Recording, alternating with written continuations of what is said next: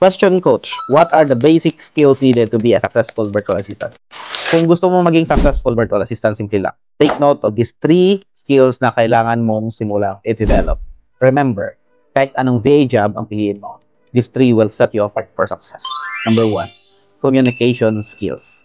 Kasi lahat ng VA kailangan makipag-usap sa client sila, sa team, o sa customers. Hindi mo naman kailangan maging fluent sa English, pero dapat malino ka magsulat at magsalita.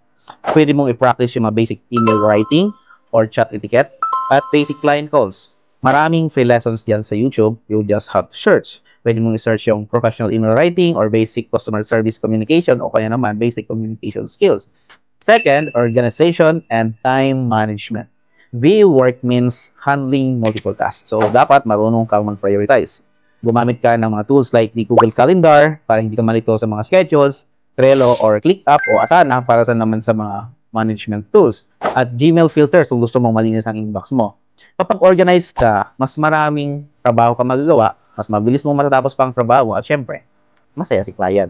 Number 3, tech savviness. Hindi mo kailangan maging IT expert.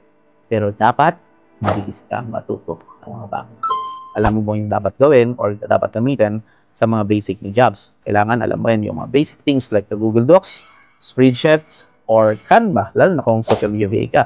Lalo rin yung Zoom or Google Meet para sa mga meetings. Maraming mga available na free tutorials online. Just pick one tool at aralin mo ito at least 15 minutes a day. So, ayun. First is communication, second is organization, and third is tech skills.